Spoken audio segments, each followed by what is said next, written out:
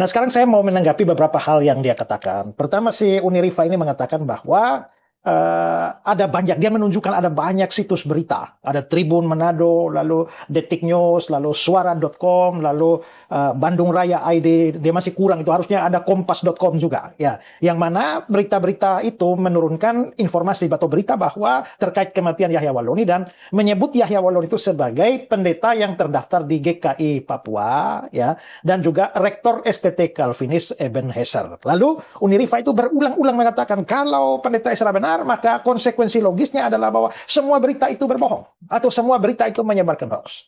Kalau pendeta Ezra Soru benar, maka sama dengan, atau kalau Yahya Waloni berbohong, maka sama dengan pendeta Ezra Soru telah menuduh bahwa semua berita itu berbohong dan menyebarkan hoax.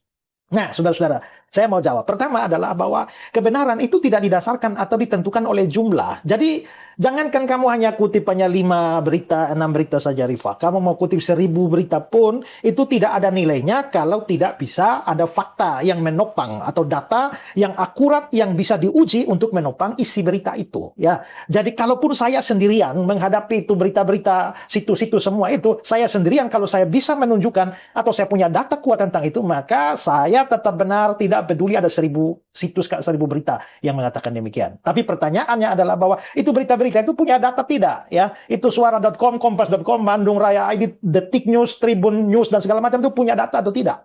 Dan apakah itu ketika saya mengklaim bahwa apa yang saya katakan benar, yaitu bahwa Yahya telah menipu, apakah saya sedang menuduh bahwa semua berita itu atau situs-situs berita itu sedang menipu? Bisa jadi mereka sedang menipu, kemungkinan satu. Tapi ada kemungkinan yang lain. Ada kemungkinan yang lain adalah bahwa mereka memang tidak menipu, tetapi mereka sendiri tertipu. Nah, karena Yahya sudah kampanye di mana-mana bahwa dia itu adalah mantan rektor, mantan pendeta dan sebagainya, maka semua orang percaya, termasuk situs-situs berita itu akhirnya menjadi percaya. Assalamualaikum warahmatullahi wabarakatuh. Masih kembali di channel saya. Tentunya kita sudah mendengarkan bagaimana cuplikan videonya. Ada sesuatu yang sangat kita kagumi dari pendeta Ezra Soru ini patut kita acungi jempol. Yang kita kagumi adalah keberanian dari pendeta Ezra Soru. Ketika Ustadz Hewaloni sudah dikuburkan, baru di sini pendeta Ezra Soru dan kawan-kawannya berkoar-koar seolah-olah mau menerima tantangan debat dari Ustadz Hewaloni.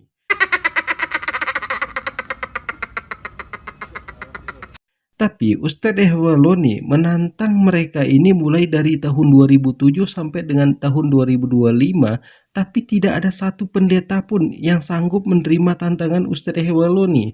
Kenapa sekarang keluar-keluar setelah Ustadz Hewaloni nggak ada? Apakah ini mental mereka? Jadi kepada teman-teman di sini jangan kemana-mana dulu, kita dengarkan selanjutnya. Nah, satu lagi, apa lagi? Nama saya Ahmad, Ya. mahasiswa UMS. Ya, Tadi kan dikatakan bahwa Ya. Yesus itu dalam keyakinan Kristen berasal dari, kalau nggak salah, teologi Yunani ya, atau filsafat manusia. Yang saya tanyakan, bagaimana ketika kita umat Muslim Ya. mempelajari filsafat, dan apakah itu dianggap menyerupai kaum Kristen atau? Oh no. Yang dilarang dalam Islam itu, filsafat itu adalah induk dari segala macam pengetahuan ilmu. Seorang filsuf itu, semua muatan filsafat dalam segala macam kompetensi ilmu pasti ada filsafat, apalagi hukum. Nah, yang tidak filsafat itu kecuali fakultas ekonomi, karena perhitungan. Filsafat itu realitas perhitungan. Orang yang jago berhitung dia adalah filsuf. Adik kalau belajar filsafat itu pekerjaan membuang waktu. Semua dalam masjid ini kalau saya tanya, Robert Darwin mengatakan manusia dari monyet, pasti nggak setuju. Nggak setuju? Pasti nggak setuju. Tapi saya setuju. Nah, itulah beda. Karena saya belajar filsafat. Kenapa? Kepastian setuju itu karena perhitungan yang tepat. Siapa tahu waktu saya bertamu di rumah Darwin, ada foto memang omanya monyet. Jadi induk dari segala ilmu pengetahuan itu adalah yang tidak boleh dalam Islam, filsafat ketuhanan. Karena dia tidak bisa dihitung, dia bukan zat, dia bukan natural, dia bukan materi. Yang dihitung berdasarkan susunan elemen materi. Begitu ya. Jadi dia tidak bisa dihitung. Makanya sudah ditekankan di garis pembatas itu sudah jelas dalam Islam. La ilaha illallah. Sebenarnya konsep teori ketuhanan Yesus itu lebih berpeluang dalam Al-Quran. Dikatakan begini dalam Al-Quran. Isa itu orang yang terkemuka di dunia dan akhirat.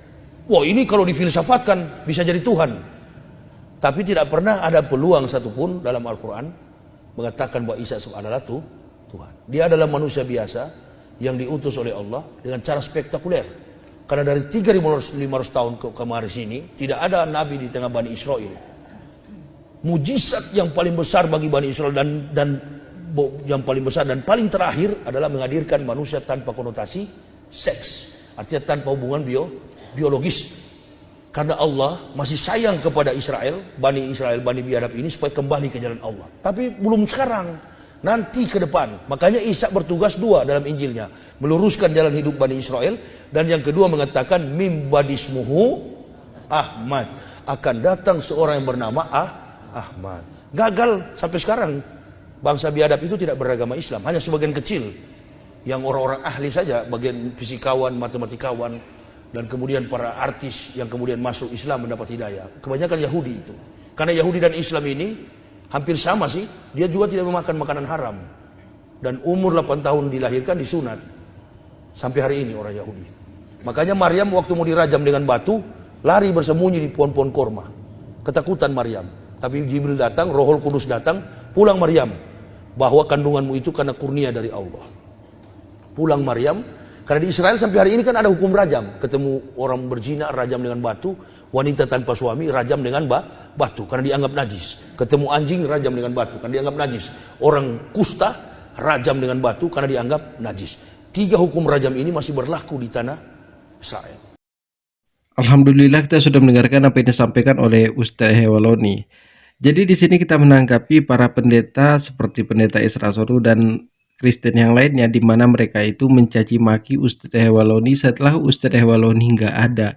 Ini sama saja mereka itu seperti menanggapi boneka, karena orang yang sudah dikuburkan mereka caci maki, mereka hina. Ini kan menunjukkan kalau mental mereka itu hanya mental banci. Tapi ketika Ustadz Hewaloni masih ada, tidak ada satu pendeta pun yang berani menerima tantangan Ustadz Hewaloni. Semuanya itu hanya keluar-keluar dari YouTube, tapi tidak berani menerima tantangan. Dari tahun 2007 sampai dengan tahun 2025 ini, ditantang Ustadz Hewaloni, satu pendeta pun gak ada. Giliran Ustadz Hewaloni sudah nggak ada, sudah dikuburkan, barulah di sini mereka itu keluar-keluar. Ini kan menunjukkan kalau mental mereka itu hanya mental banci. Kalau memang hebat, kenapa nggak diterima tantangan Ustadz Hewaloni? Ini Ustadz Hewaloni sudah meninggal, seolah-olah mau menerima tantangan dari Ustadz Hewaloni. Orangnya sudah nggak ada. Untuk apa dicaci maki, dihina? Untuk apa ditanggapi? Tapi ketika orangnya kemarin ada, di tahun 2004, awal 2025, dari 2007 sampai 2025, tidak ada satu pendeta pun yang berani menerima tantangan Ustadz Hewaloni. Jadi mungkin cukup sekian. Assalamualaikum warahmatullahi wabarakatuh.